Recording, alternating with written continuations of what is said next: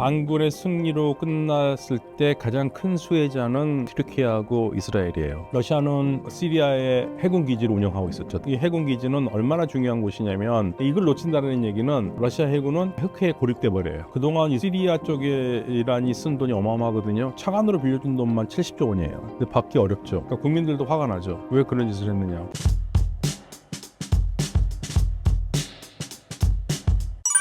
이스라엘과 튀르키예가 시리아를 두고 충돌하는 이유는 무엇인가요? 일단 이번 반군의 승리로 끝났을 때 가장 큰 수혜자는 사실은 이제 튀르키예하고 이스라엘이에요. 튀르키예는 말할 것도 없이 왜냐하면 자기네들이 후원했던 세력들이 정권을 잡았으니까 땡큐죠. 이스라엘은 왜 땡큐냐면 일단 주변에 이란의 지원을 받았던 아사드 정권이 무너졌으니까 이란 세력이 사라졌으니까 일단 고맙고, 두 번째로는 들어선 정권이 다시 정상적인 정권으로 성공을 해서 나라의 힘을 키우려면 시간이 오래 걸리니까 내 옆 나라에 약한 애들이 들어온 거죠. 그래서 이스라엘은 계속적으로 이 친구들이 정부군이 남긴 무기를 갖지 못하도록 계속 폭격을 했어요. 그러니까 옆에 나라에 강한 나라보다는 약한 나라가 있는 게 좋잖아요. 그러니까 이스라엘도 좋아요. 근데 다만 이제 시리아를 두고 이스라엘과 튀르키예가 부딪힐 수밖에 없는 상황이 되고, 그래서 좀 과장해서 좀 전쟁이 날지도 모른다 그런 얘기까지 나오고 있는 거고요. 튀르키예에서도 그런 얘기예요. 우리 궁극적으로 이스라엘 전쟁 한판 해야 되겠다라는 얘기도 나오고 있어요. 공식적인 반응은 아닙니다만 그런 얘기들이 스멀스멀 올라와요. 쉽지 않습니다, 지금 현재. 그리고 또 하나의 문제는 러시아인데요. 러시아는 시리아에 해군 기지를 운영하고 있었죠. 다르투스에. 라타키아에는 공군기지를 운영하고 있었고요. 다르투스 이 해군기지는 얼마나 중요한 곳이냐면 러시아의 해군이 흑해에서 내려와서 지중해로 내려와서 훈련을 한 다음에 돌아가기 전에 좀 쉬고 정비도 하고 하는데 유일한 해군기지예요. 이걸 놓친다는 얘기는 러시아 해군은 쉽게 말하면 흑해에 고립돼 버려요. 대체 항구를 찾아야 돼요. 그래서 리비아 쪽에 대체 항구를 찾는 것 같다라는 생각은 들었는데, 근데 이게 시리아 이게 기가 막히게 중요한 지역인 게 나토를 견제할 수 있는 지역이거든요. 그래서 이번에 얘기를 들어보니까 재미있게도 그런 말을 하더라고요. 러시아는 굉장히 중요한 나라고 러시아와 관계를 해칠 마음 없다. 그래서 양쪽이 해군 기지를 두고 협상을 한다는 보도가 나왔어요. 러시아가 계속 해군 기지를 쓸 수 있겠구나 했는데, 가장 최근에 유럽에서 제재를 풀어주는 조건 중에 하나가 해군 기지 러시아가 쓰지 못하도록 하는. 그래서 지금 물밑 싸움이 벌어지고 있어요. 미국은 약 2,000명 정도의 군인들이 지금 시리아에 주둔하고 있거든요. 그래서 트럼프 행정부는 시리아는 우리하고 관계가 없다 그러면서 철수할 것처럼 얘기를 하는 것 같지만, 지금 현재 바이든 행정부의 오스틴 국방장관은 우리 미군은 계속 있어야 된다, 2,000명. 왜냐하면 극단주의자를 막기 위해서. 그래서 미군도 어쩌면 트럼프가 들어서서도 군대를 안 뺄 가능성도 있어요. 그래서 지금 현재로서는 모든 게 불확실한 상황이고요. 이스라엘은 옆에 아사드가 물러나서 행복하긴 한데 얘네들의 성격을 잘 파악을 못하고 있는 거예요. 얘네들이 어떻게 나올지 모르니까 사실은 이스라엘은 좀 불안한 눈으로 쳐다보고 있는 거고, 미국도 사실 굉장히 불안한 눈으로 쳐다보고 있어요. 이스라엘 군대가 시리아 영토에 진입한 이유는 무엇인가요? 시리아로부터 이스라엘이 67년 제3차 중동전쟁, 사람들은 더 6.1 전쟁으로 많이 알고 있습니다. 왜냐하면 1967년 6월 5일에 시작해서 6월 10일에 끝난 전쟁이거든요. 이때 시리아로부터 뺏은 땅이 골란 고원이에요. 말 그대로 골란 고원이니까 이 고원 높은 지역이거든요. 이게 어느 정도로 중요하냐면, 예를 들면은 남산이라고 생각해 보세요. 남산을 가졌고 남산 바로 밑에가 이게 남산이 시리아고요. 그 남산 아래쪽이 이스라엘을 생각해 보세요. 남산에 돌 던지면 아래 있는 사람 다 맞잖아요. 그러니까 이스라엘로서는 이걸 뺏어와야 되는 거였고, 그래서 67년 전쟁에서 이걸 뺏어온 거거든요. 뺏어왔고 시리아는 그걸 73년 전쟁에서 뺏어오지는 못했고, 그러니까 이스라엘이 실질적으로 점령하고 있는 것이고 불법 점령지예요. 왜냐하면 침략 전쟁에서 뺏은 땅은 국제사회가 인정하지 않거든요. 그래서 여기는 이스라엘 땅이 아니라 국제사회에서는 불법 점령지로 얘기하고 있는데, 트럼프 대통령은 여기를 이스라엘 땅이라고 인정을 해버렸죠. 그런데 양측이 74년에 어떤 협약을 맺었냐면 골란 고원 사이에 완충지대를 놓기로 한 거예요. 그러니까 시리아 쪽 골란 고원 사이에 완충지대, 이 완충지대는 우리를 치면 비무장지대 같은 거예요. 양쪽이 직접적인 충돌을 막기 위해서 그걸 했는데, 지켜왔는데 이번 기회에 이스라엘이 그 완충지대로 들어가서 좀 더 골란고원의 안전을 확보하겠다는 얘기죠. 그러면서 국제사회가 들어가면 안 되지 않느냐, 74년 협력을 했는데, 그랬더니 아니 우리가 계속 있는다는 건 아니고 잠시 있을 거야. 근데 그 잠시가 언제 될지 모르니까 그런 상황들이 벌어지고 있어요. 아사드 정권 축출이 이란에게는 어떤 영향을 미쳤나요?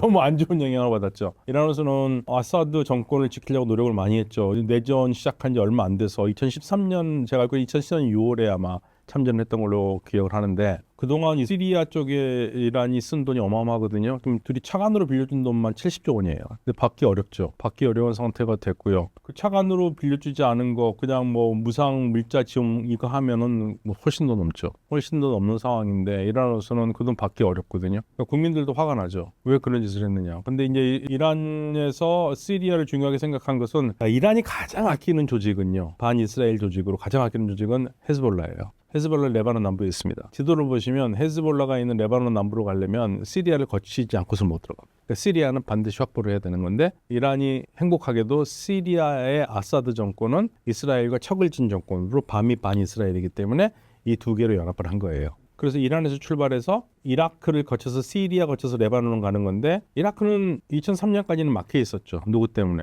사담 후세인 때문에. 근데 미국이 제거해 줬잖아요. 그러면서 이라크가 이란의 앞마당이 되면서 이란에서 이라크에서 시리아에서 레바논 가는 소위 말해서 쉬아 초승달 지역이 완성이 됐고 여기 지중해까지 이르는 육교라고 얘기를 하거든요. 랜드 브리지라고 얘기하고. 그러니까 저항의 축이 완성이 된 거죠. 또 다른 면으로 보면 어떤 면을 볼 수 있냐면 이란은 가장 걱정한 것은 어떤 나라든지 이란을 침공하는 거 걱정하잖아요. 근데 이란을 들어오기 전에 여러 방어망을 만들어 놓은 거죠. 그렇게도 볼 수 있습니다. 그런데 그중에서 지금 레바논 넘어갔죠. 시리아도 지금 작동하기 어렵죠. 그러니까 이란 세력이 뭐 시리아가 빠져버리면 레바논에 갈 길이 없어요. 실질적으로 끝난 거죠. 이란으로서는 돈도 돈이지만 그동안 쌓아왔던 영향력이 레바논과 시리아에서 어떻게 다시 재구축을 해야 되느냐 지금 이 고민을 하고 있는데 시리아 새로 정권을 잡은 애들은 뭐라고 그러냐면 이란에 대해서 굉장히 혐오적인 발언을 하다가 최근에 좀 바뀌었어요. 이란도 이 지역에서는 중요한 나라고 이란을 빼놓고 이 지역에서 안정을 논하기 어려우니까 이란과도 상호 존중을 한다면 대화를 할 수 있다고 얘기를 하고 있으니까 완전히 빠진 건 아니지만 예전보다는 훨씬 어렵죠. 뭐 이란의 세력이 시리아에 주둔한다든지 그러기는 어렵죠.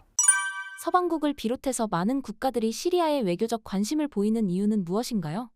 시리아를 지형을 보시면 저는 이제 항상 이게 시리아를 마차의 린치핀이라고 얘기하는데 마차의 린치핀이 뭐냐면요. 마차 같은 데 보면은 바퀴가 있잖아요. 바퀴축에 바퀴가 달려 있는데 바퀴가 빠져나가지 않도록 꽂아주는 고정핀이 있습니다. 그게 린치핀이라고 그래요. 린치핀이 빠지면 바퀴축에서 바퀴가 빠지면서 마차가 무너져요. 시리아가 중동의 린치핀이에요. 시리아가 흔들리면 다른 나라 다 흔들릴 수밖에 없어요. 레바논, 이스라엘, 요르단, 이라크, 튀르키예 이 나라들과 다 국경을 맞대고 있는 나라가 시리아인데 여기가 흔들리면은 엄청나게 주변 국가들이 불안정할 수밖에 없고요. 또 그게 지정학적으로 중요하기 때문에 이게 중동과 유럽에 있는 통로이기도 해요. 그래서 이 여기를 장악을 할 수 있다면은 좋은 거죠. 특히 뭐 이스라엘 같은 경우에는 너무 행복한 거죠. 만약에 그렇게 할 수만 있다면. 그래서 이 시리아는 에너지 수송로로도 중요해요. 예를 들면 카타르에서 사우디아라비아에서 시리아 통해서 튀르키예로 갈 수 있고요. 이란, 이라크 통해서 시리아 통해서 유럽으로 갈 수 있고요. 사실은 2011년 전쟁을 가스 파이프라인 전쟁으로 보는 분들도 있어요. 그 무슨 말이냐면 2009년에 튀르키예하고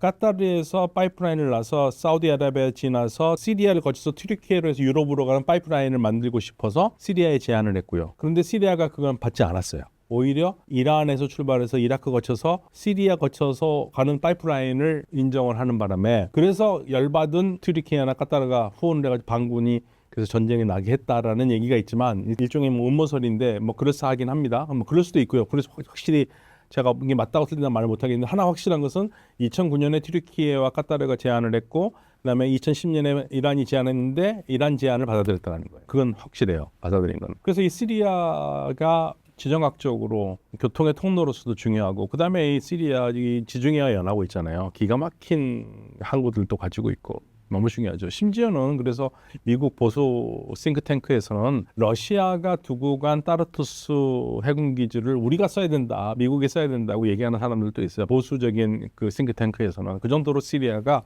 전략적으로 중요하죠. 시리아 내전 종식이 한반도에 미치는 영향은 어느 정도일까요? 우리가 시리아하고 관계 있는 것은 무엇보다도 북한과 문제 때문에 그렇습니다. 북한과 가장 친한 나라였어요. 우리가요 북한과 외교전을 많이 벌였는데 딱 두 군데에서 우리가 승리를 못하고 있었거든요. 그게 이제 쿠바와 시리아거든요. 근데 쿠바는 우리와 드디어 수교를 했어요. 그렇죠? 유일하게 남은 게 시리아예요. 내전이 나기 직전까지 우리가 공을 많이 들였습니다. 시리아를 우리 편으로 하려고. 근데 북한의 영향력이 너무 컸고 시리아가 북한에 대한 의존도가 컸기 때문에 우리 쪽으로 넘어오지 않았죠. 어느 정도로 북한과의 관계가 있었냐면 일단 군사적으로 미사일, 스커드 미사일이라든지 그리고 군사 훈련이라든지 이런 걸 북한이 제공을 많이 했고요. 그리고 무엇보다도 핵. 시리아 중부에 데이르 앗조르라는 곳이 있습니다. 데이르 앗조르 지역이 있는데 여기가 이제 중부인데 여기에 시리아가 북한 영변 원자로와 거의 흡사한 원자로를 지었어요. 알키바르 원자로라고요. 이게 전력 생산하는 곳이 아니라 무기급 플루토늄을 추출하는 그러한 공장이었어요. 거기를 2007년 9월 달에 이스라엘이 F-15와 F-16을 동원해서 여기를 폭격을 했거든요. 그래서 끝냈는데 미국 보고서도 그렇고 이건 북한의 영변 핵시설과 같다고 그랬습니다. 그래서 북한과 시리아의 핵시설 관계가 있어요. 그래서 우리가 시리아에서 관심을 가져야 될 것은 저는 개인적으로 너무 싫어요. 극단주의자가 정권 잡은 거에 대해서 저는 솔직한 말로 세속주의, 민주주의를 하는 그러한 방권이 좀 정권을 잡았으면 얼마나 행복할까라는 생각을 했는데 너무나 지금 암울하거든요. 솔직한 말로. 그런데 우리의 국익에 위해서도 얘네들이 다른 건 몰라도 북한과의 핵 협력을 하지 말아라. 이전 정권처럼 그거는 하지 못하도록 하는 게 우리가 가장 중요하죠. 아랍의 봄에서 독재자가 축출된 나라들의 현재 상황은 어떤가요? 이집트는 독재자를 축출했죠. 그런데 축출을 하고 정권을 잡은 사람들이 무슬림 형제단이에요. 그러니까 무슬림 형제단은 이슬람 원리에 따라서 국가를 만드는. 근데 여기 무슬림 형제단들이 좀 세련되긴 했어요. 예전보다. 그래서 이슬람 정신을 구현하는 그러한 나라를 만들겠다. 정치적으로 성공을 하겠다. 그래서 이들이 대통령 선거에 나와가지고 결국은 대통령이 됐죠. 그래서 정권을 잡았는데 참으로 바보 같은 짓을 많이 했죠. 아직 이집트 국민은요. 오랫동안 세속주의 정부 하에서 독재를 하더라도 세속주의 정부였어요. 그러니까 여성들도 자유롭고 이슬람이 삶의 걸림돌이 되지 않는 그러한 삶을 살았는데 갑작스럽게 헌법에 이런 데에서 자꾸만 이슬람적 요소를 막 강조하고 난리를 치니까 아니 내가 믿는 것으로는 그냥 알겠는데 이거를 정치적인 걸로 이런 거 자꾸만 헌법을 해가지고 바꾸는 거에 대해서는 굉장한 반감을 가지고 있었던 거예요. 그러다 보니까 2013년에 당시 국방장관이었던 SCC가 쿠데타를 일으켰어요. 근데 쿠데타를 일으키면 보통들 지식인들은 반대를 하잖아요. 쿠데타가 좋아서 찬성한 게 아니라 이 이슬람주의 정부가 너무 싫어서. 그래서 정권이 2013년에 바뀌어서 지금 다시 이집트는 군사 정부입니다. 그러니까 무바라크 군사 독재 30년을 했고 짧게 1년, 2년 좀 안 되게 민주주의 체제 안에서 국민의 선택을 받은 무슬림 형제된 대통령이 잠깐 지배했다가 이들의 바보 같은 짓으로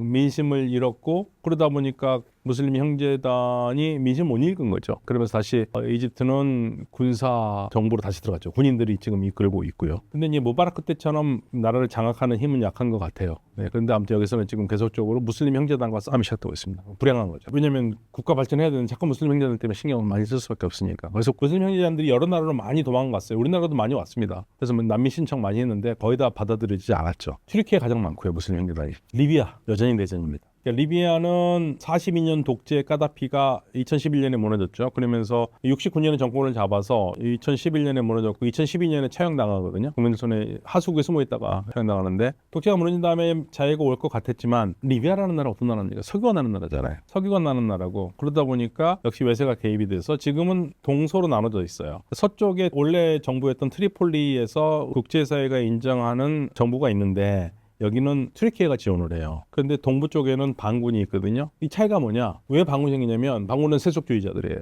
저기 지금 국제사회가 인정하는 데는 이슬람주의고. 그래서 계속 싸워왔고 이쪽은 러시아를 비롯해서 여러 나라들이 뭐 아랍 국가들에는 전부 다 이쪽 반군을 지지를 했었고 지금은 어느 정도 다시 손을 잡고 좀 안정된 정부를 이끌어가자고 얘기를 하고 있지만 이게 얼마나 오래 갈지 모르겠어요. 뭐 계속적으로 아직까지 하나가 되기는 어려운 상태고 실험을 하고 있습니다만은 싸움은 좀 멈춘 것 같습니다만 여전히 그래도 국제사회가 힘을 못 쓰는 게 각 나라들마다 이득으로 다 멈춰 있기 때문에 그래서 여기도 온전한 민주정부가 들어서기는 어려운 상태예요. 그러니까 민주주의라는 거는 하루아침에 누가 가져다 준다고 되는 게 아닙니다. 그러니까 우리가 금방 알 수 있잖아요. 우리가 얼마나 오랫동안 민주주의 실험을 해왔잖아요. 그런 것처럼 오랫동안 실험을 했어도 이런 난리가 생기는데 우리나라가 다시 그래도 이제 우리가 좀 다행인 게 학습 효과가 있어서 공부한 게 있어서 그래도 이런 나라 없습니다. 지금 정상적으로 다시 가려고 노력을 하고 있잖아요. 근데 이 나라들은 아예 그런 과정 자체가 없었던 거예요. 그러다 보니까 새로운 이 독재자가 무너졌을 때 대처하지 못하고 민심이 안 이루어지는 거죠. 이게 여러 나라들의 문제고 시리아도 아마 그런 과정을 오랫동안 거칠 수밖에 없을 겁니다. 독재 정권 무너뜨린 건 근현대적인 거예요. 그런데 그 이후에 대안이 없었던 거죠.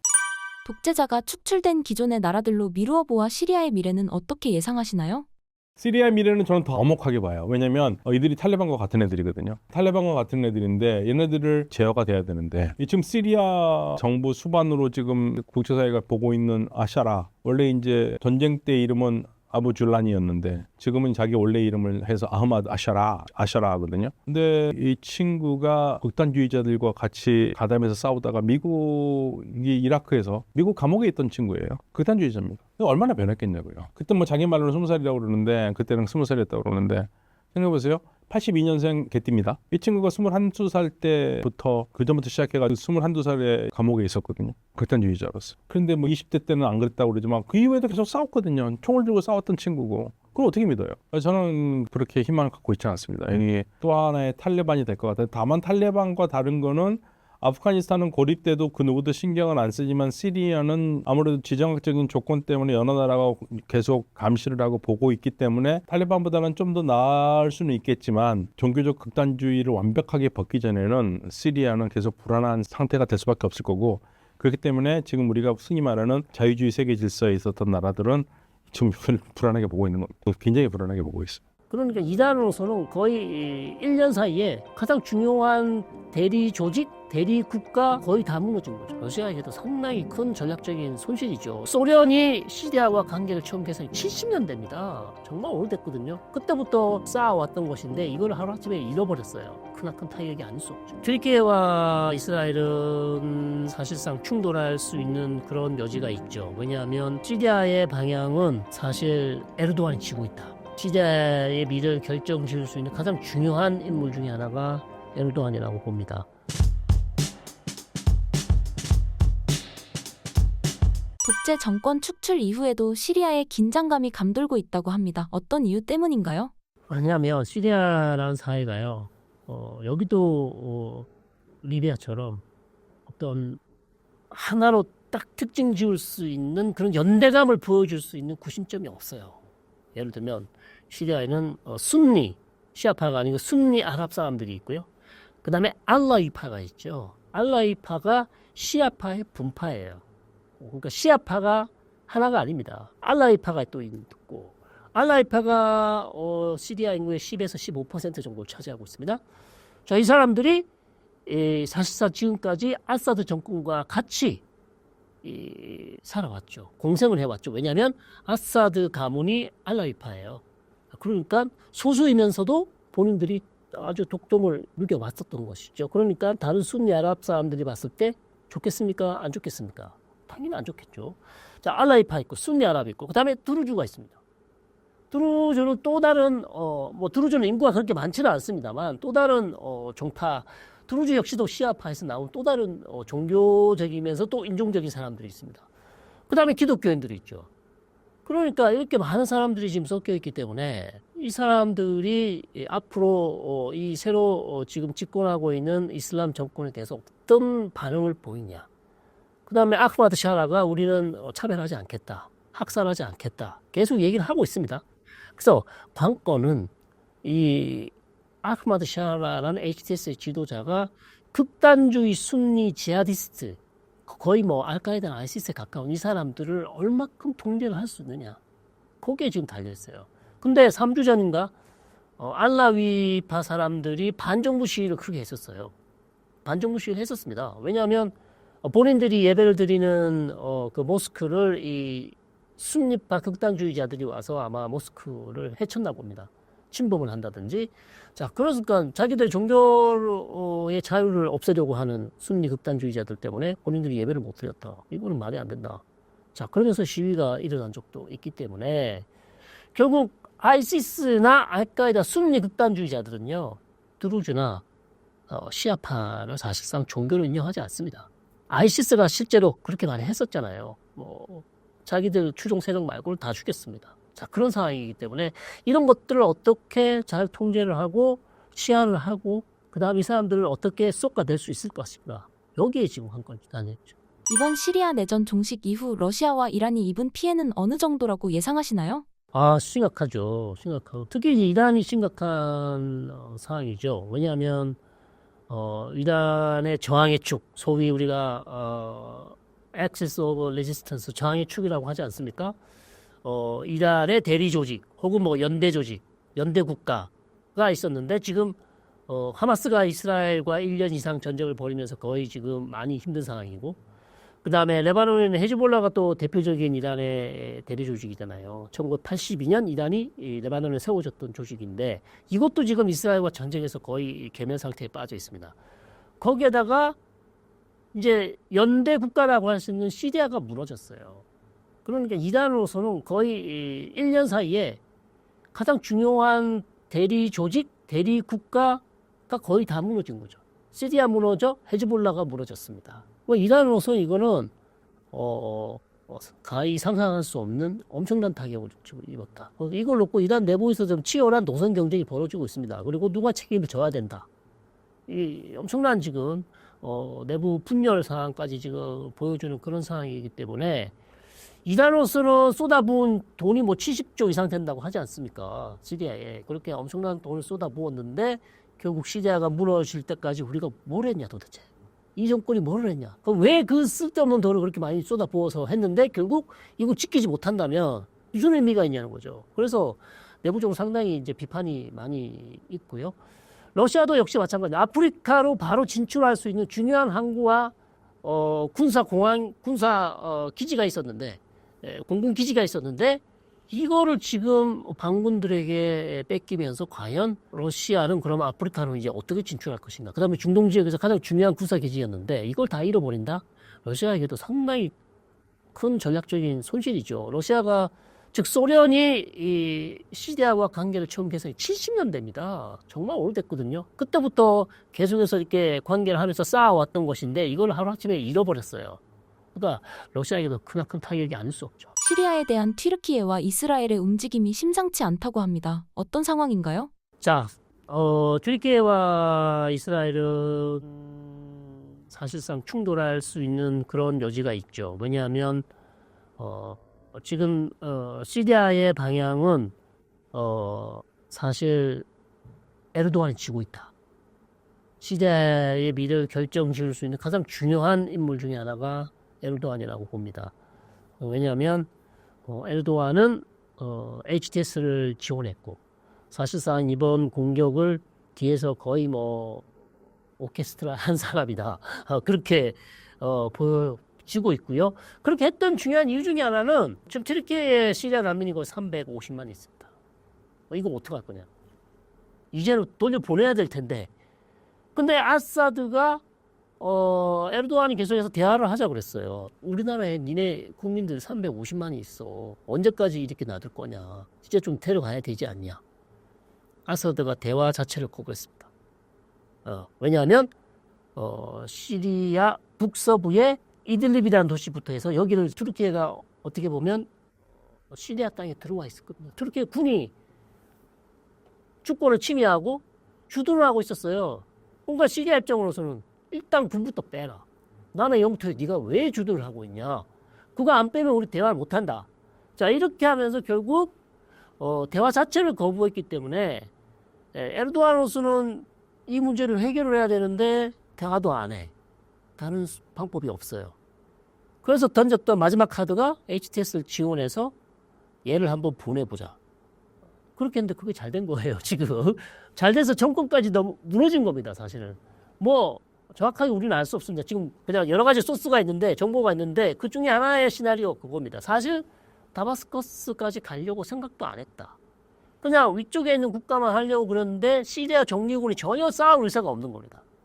그래서 하나씩 야금야금 먹다 보니까 어쩌다 보니 다마스커스까지 왔다라는 그런 얘기가 있긴 한데, 여하튼 에르도안이 지금 SDF, 즉 시리아 데모크라틱 포스라는 쿠르드족 있죠. 시리아 북동쪽, 북동쪽에 지금 거의 자치정부를 구성하고 있는데 이 쿠르드 조직을 없애려고 해요. 왜냐하면 튀르키예 내에 1,700만 되는 쿠르드족이 있기 때문에 이 사람들이 이미 무장 투쟁을 해왔잖아요, 오랫동안. 그러면 이 SDF가 튀르키예 내에 있는 쿠르드도 도와줄 것이다. 얘들도 똑같은 애들이야. 이렇게 보고 있단 말이죠. 그러면 SDF를 해결하려면 외교적으로 해결할 수 있는 방법은, 에르도안이 받아들일 수 있는 방법은 HTS 미스로 들어가는 거예요. 시리아 새 정부의 정규군으로 그냥 편입이 되라. 아니면 무기를 놓고 떠나든지, 아니면 편입이 되든지. 그렇게 하라고 하는데, 과연 그거 SDF가 받아들일 수 있을 것인가. 그게 이제 관건이고. 이미 둘 사이에는 정황도 전쟁을 하고 있습니다. 이미 이 튀르키예가 밀고 있는 반군하고, 그 다음에 SDF하고 싸우고 있고, 아직 전면전 상황은 안 갔습니다. 그러니까 만약에 SDF 계속해서 여기에서 밀리지 않는다면, 그 다음에 어떤 외교적 해법을 찾지 못한다면, 에르도안은 SDF와 전면전을 할 가능성이 있다. 자, 그렇게 되면 또 다른 내전으로 갈 수 있죠. 자, 문제 여기서 이제 이스라엘의 역할이 중요한데, 이스라엘이 SDF를 과연 도와줄 것인가? 이스라엘은 기본적으로 이라크에 있는 크루드족을 계속 지원을 해왔습니다. 지원을 해왔는데, 현재 만약에 이것이 에르도안이 원하는, 쉽게 말해서 에르도안이 터키 전체를 먹어버리면, 에르도안이라는 사람은 기본적으로 튀르키예가 새로운 오스만 제국을 만들려고 하고 있어요. 기존의 우리 역사적인 오스만 제국, 그 큰 제국을 만들려고 하고 있기 때문에, 자, 튀르키예는 완전히 지금도 중요한 키메이커인데, 실제로 SDF를 제거하고 완전히 이 시리아를 먹어버리면, 시리아는 완전히 튀르키예의 위성 국가가 되는 것이죠. 자, 그런 상황에서 그럼 다음 이 이후에 에르도안의 목표는 무엇인가? 에르도안은 이스라엘하고 사이가 안 좋거든요. 에르도안은 또 이슬람 세력을 지지하고 있잖아요. 하마스의 지도자들이 지금 까타르 도하에서 다 떠나서 지금 이스탄불에 다 있습니다. 자, 그런 상황에서 에르도안이 이란만큼은 아니지만 이스라엘에 대해서 어떤 정책을 할지 알 수도 없는 것이고, 자, 그러다 보면 차악으로 가는 상황, 즉 에르도안이 시리아를 완전히 좌지우지하게 되는 그런 상황을 막기 위해서 이스라엘이 SDF를 좀 지원해 줄 가능성도 있지 않냐. 자, 그런 얘기도 하고 있어요. 실제로 SDF가 이스라엘을 지원해 달라고 요청도 했고요. 그래서 거기에 대해서 이제 앞으로 향후 정국에 따라서 이스라엘도 시리아의 미래를 결정지을 수 있는 하나의 변수가 될 가능성이 있고, 자, 그런 상황이다 보니 차악의 상황이 된다면 튀르키예와 이스라엘이 충돌할 가능성, 물론 그렇게 높다고 보지는 않습니다. 저는 이미 이스라엘은 튀르키예하고 지금 대화를 하고 있을 거예요. 왜냐하면 시리아가 워낙 중요한 국가이기 때문에 시리아 미래를 결정 줄 수 있는 중요한 변수가 제가 에르도안이라고 그랬고, 이스라엘로서는 에르도안하고 대화를 해야지 지금부터 싸울 이유는 하나도 없거든요. 아직까지는 계속해서 야, 좋다, 네가 원하는 건 뭐고 우리가 원하는 건 이거다, 그것만 지켜준다면 우리는 개입하지 않겠다, 그러나 이 선은 넘어간다면 우리는 개입할 수밖에 없다라든지 계속해서 대화를 지금 하고 있습니다. 그래서 만약에 이 대화가 잘 되면 괜찮은 것인데, 대화가 결렬된다면 그럴 가능성이 있는 것이죠. 충돌할 가능성이 있는 것이죠. 이스라엘 군이 시리아 영토에 진입했다는 뉴스가 나왔습니다. 그 이유를 뭐라고 보시나요? 자, 그것은 이스라엘로서는 방어적, 예방적 조치를 할 수밖에 없다. 왜냐하면 HTS가 계속해서 우리는 정상국가이다, 우리는 이스라엘과 싸울 의지가 없다, 싸울 의도도 없고 힘도 없다. 자, 그렇게 아주 좋은 메시지를 보내고 있지만, 말씀드린 것처럼 갑자기 이 정변이 나서 아흐마드 샤라는 없어지고 수염이 훨씬 긴 사람이 갑자기 TV에 나와서 이제부터 내가 시리아를 통치하게 된 무함마드입니다 그러면서 지금은 우리가 이제 다마스커스를 차지했는데 아랍어로 내일은 예루살렘, 부크라 일랄 꽂 이렇게 하면 이스라엘로서는 대비를 해야죠. 할 수 없잖아요. 자, 그러다 보니 원래 국경선을 넘어서서 그 진지 구축을 하고 있고요. 이미 했고, 진지 구축을 했고, 그 다음에 깊은 고를 파서 극단주의자들이 육로를 통해서 침입하지 못하도록 지금 막고 있고, 그 다음에 진지 구축을 다 했습니다. 이미 군인들이 다 들어가서 계속 거기를 지키고 있는 그런 상황이에요. 자, 그런 상황이기 때문에 이걸 두고 이제 국제사회에서 시리아의 주권 침해, 당연히 맞죠. 맞지만, 이스라엘로서는 하마스한테 그렇게 당한 그런 아주 트라우마가 있기 때문에, 얘들이 무슨 짓을 할 줄 모르는 상황에서 우리가 그냥 가만히 있을 수 없는 것이었고, 그 다음에 아사드 정권이 가지고 있던 재래식 무기를 거의 다 망가뜨렸어요. 예. 공습을 계속 했었죠. 거의 한 10일 이상 공습을 계속 했었습니다. 그래서 거의 아사드가 가지고 있던 무기 한 80, 90% 중요한 로켓이나 미사일은 거의 다 부셨습니다. 왜? 그게 반군이 들어갔을 때 반군이 어떻게 할지도 모르면서. 자, 그런 작전을 과감하게 함으로써 이스라엘은 자국 안보의 위험 요소를 아예 그냥 제거하는 방식. 뭐 국제사회가 가장 싫어하는 방식입니다만 제가 봤을 때 우리 입장이라도 저렇게 해야 되는 게 맞지 않냐라는 그런 생각이 들긴 합니다. 예, 그래서 그런 지금 입장이죠. 그렇다면 이번 시리아 내전 종식이 한반도에 미치는 영향은 어느 정도라고 보시나요? 자, 우리는 예의주시를 해야 되고요. 뭐 중동 전문가기 때문에 뭐 맨날 중동만 방한 얘기냐 이렇게 얘기할 수도 있습니다. 뭐 일만 남은 뭐 예의를 주시를 해라. 뭐 이란도 봐야 되고 그럼 뭐 다 봐야 되냐 이렇게 말씀하실 수 있지만 시리아는 또 중요한 게 또 있어요. 우리가 외교 관계가 없습니다. 네, 시리아는 우리하고 외교 관계가 없어요. 그럼 북한이 가장 먼저 들어갔던 국가가 외교 관계를 했기 때문에 시리아가 우리하고 외교 관계를 하지 않았습니다. 대사관도 없어요. 레바논은 베이루트에서 모든 시리아 관할 업무를 다 대행을 해왔거든요. 자, 그런 상황이기 때문에 지금 이 HTS가 이끌고 있는 이 새로운 정부와 우리가 이제 대화를 해야 될 필요성이 있는 것이고 이 정부가 큰 어려움 없이 그다음에 국제사회의 축복 속에 순항을 잘 해가면 뭐 그것이 이제 6개월 지나선지 아니면 뭐 1년 지난 시점이 될지는 모르겠으나 우리도 들어가야 됩니다.